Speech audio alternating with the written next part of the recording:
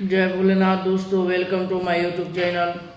बहुत दिन चलिए पूजा पाठ के श्रेणी में ये मेरा अगला वीडियो आ रहा है जो कि छठ तिला एकादशी से रिलेटेड है।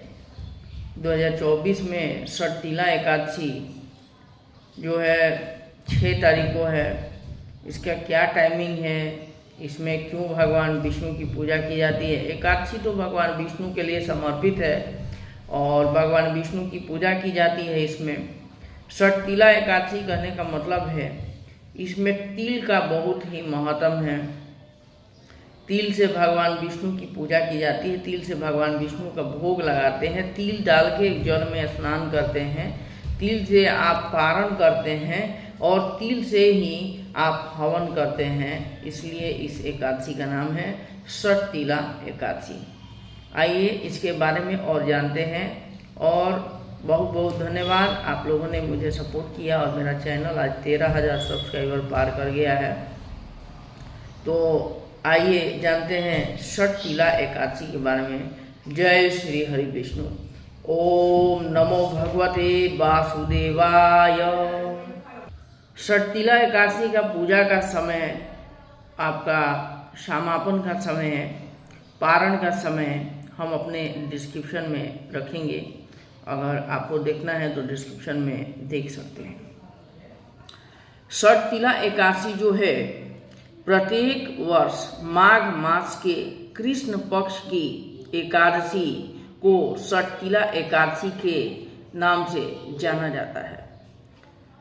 कृष्ण पक्ष मतलब होता है अंधेरा। अंधेरा और उजाला होता है। अंधार और उजाले का जो एकादशी, 2 एकादशी होते हैं महीने में, कृष्ण पक्ष और शुक्ल पक्ष। तो ये जो एकादशी है माघ मास के कृष्ण पक्ष की एकादशी है। इस साल 2024 में यह एकादशी 6 फरवरी को है।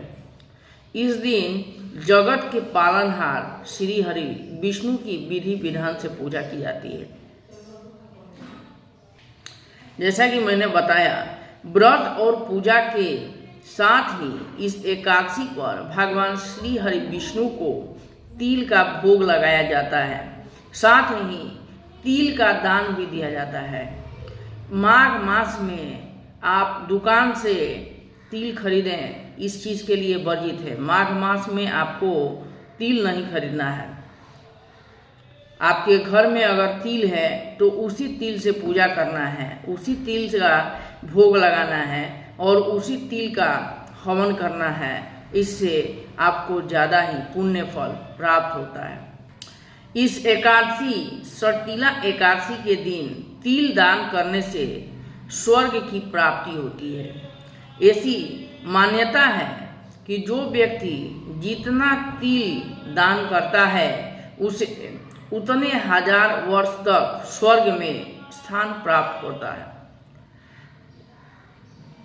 तो और आइए दोस्तों, छठ तिला एकादशी का मुहूर्त बताते हैं। हमारे यहाँ पंचांग है ठाकुर प्रसाद जी का। इस पंचांग के अनुसार माघ मास के कृष्ण पक्ष की एकादशी 5 फरवरी 2024 को शाम 5:24 से शुरू होकर 6 फरवरी 2024 को शाम 4:07 तक रहेगी। उदया तिथि, चूँकि हमारे यहाँ उदया तिथि को ही हम किसी व्रत का स्टार्टिंग और शुरुआत मानते हैं, इसलिए 6 फरवरी 2024 को छठ तिला एकादशी का व्रत रखा जाएगा। 6 फरवरी को भगवान विष्णु की पूजा का मुहूर्त सुबह 9:51 से दोपहर 1:57 तक रहेगा। छठ तिला एकादशी का व्रत पारण का समय। छठ तिला एकादशी व्रत के पारण का समय 7 फरवरी 2024 को सुबह 7:06 से सुबह 9:18 तक रहेगा। इस एकादशी के दिन रात को तिल से 108 बार ओम नमो भगवते वासुदेवाय स्वाहा इस मंत्र से हवन करें, आपको महत्व पुण्य फल की प्राप्ति होगी। रात को भगवान का भजन करें और अगले दिन आप तिल से ही अपना पारण करें। आइए इस एकादशी के व्रत का कथा हम जानेंगे। षटतिला एकादशी करने से क्या फायदा है, इसका महत्व क्या है। षटतिला एकादशी करने से घर में सुख शांति का वास होता है। विभिन्न तरह के तिल का इस्तेमाल करके हर कष्ट से छुटकारा पाया जा सकता है।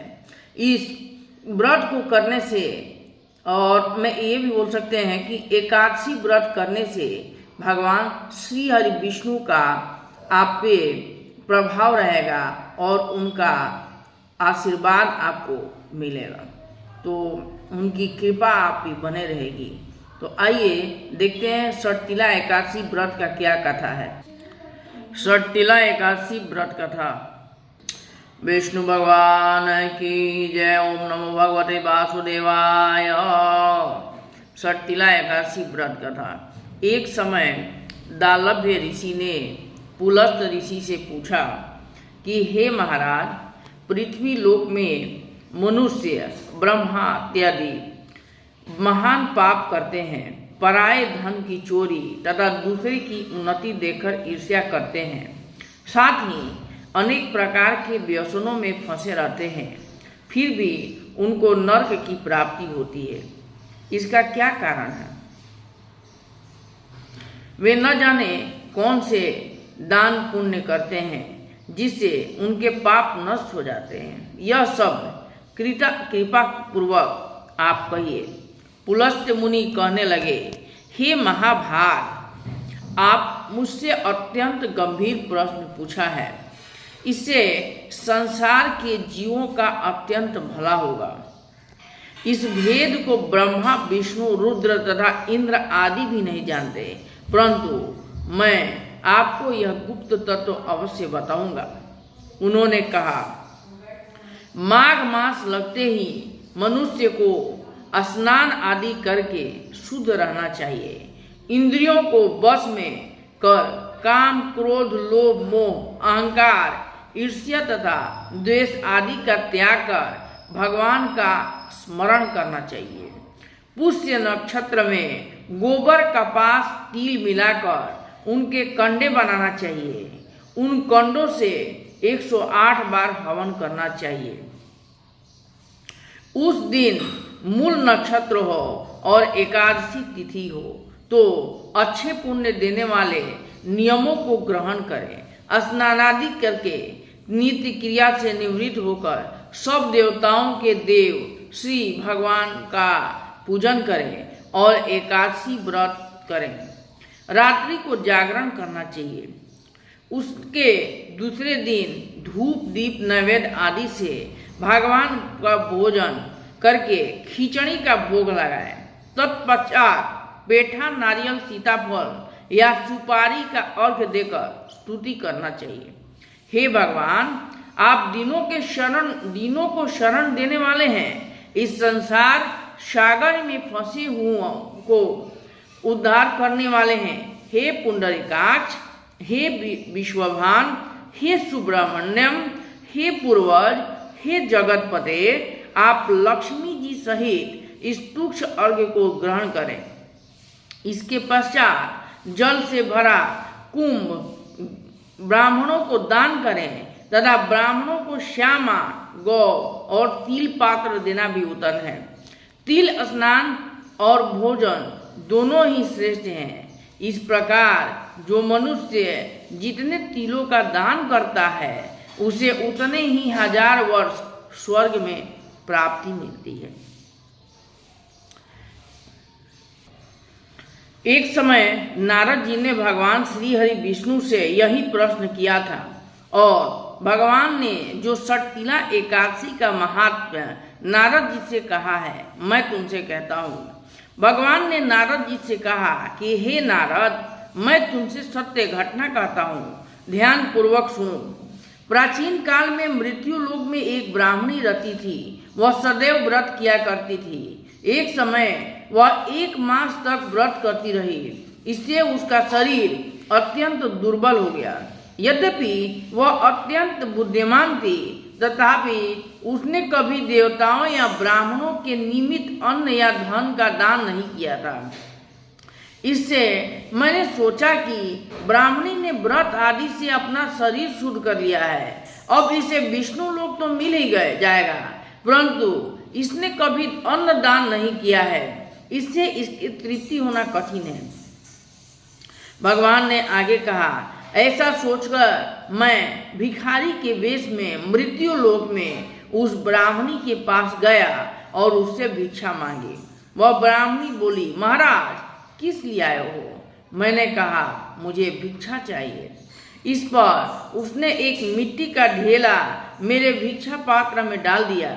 मैं उसे लेकर स्वर्ग लौट आया। कुछ समय बाद ब्राह्मणी भी शरीर त्याग कर स्वर्ग में आ गई।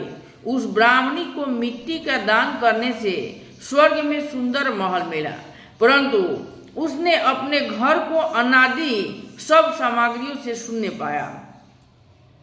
घबराकर वह मेरे पास आई और कहने लगी कि हे भगवान, मैंने अनेक व्रत आदि से आपकी पूजा की, परंतु फिर भी मेरा घर अनादि सब वस्तुओं से शून्य है, इसका क्या कारण है? इस पर मैंने कहा, पहले तुम अपने घर जाओ, देवस्त्रियां आएंगी तुम्हें देखने के लिए। पहले उनसे षटतिला एकादशी का पुण्य और विधि सुन लो, तब द्वार खोलना। मेरे ऐसे वचन सुनकर वह अपने घर गई। जब देवस्त्रियां आईं और द्वार खोलने को कहा तो ब्राह्मणी बोली, आप मुझे देखने आई हैं तो षटतिला एकादशी का महात्म्य मुझसे कहो। उनमें से एक देवस्त्री कहने लगी, मैं कहती हूँ। जब ब्राह्मणी ने षटतिला एकादशी का महात्म्य सुना तो अब द्वार खोल दिया। देव मांगनाओं ने उसको देखा कि न तो वह गंधर्वी है और न आसुरी है, वरन पहले मनु जैसी मानुषी है। उस ब्राह्मणी ने उनके कथानुसार षटतिला एकादशी का व्रत किया। इसके प्रभाव से वह सुंदर और रूपवती हो गई तथा उसका घर अनादि समस्त सामग्रियों से युक्त हो गया। अतः मनुष्यों को मूर्खता त्याग कर षटतिला एकादशी का व्रत और लोभ न करके तिलादि का दान करना चाहिए। इससे दुर्भाग्य, दरिद्रता तथा अनेक प्रकार के कष्टों से दूर होकर मोक्ष की प्राप्ति होती है। विष्णु भगवान की जय, विष्णु भगवान की जय। ओम नमो भगवते वासुदेवाय। अतः धन्यवाद दोस्तों, थैंक यू वेरी मच।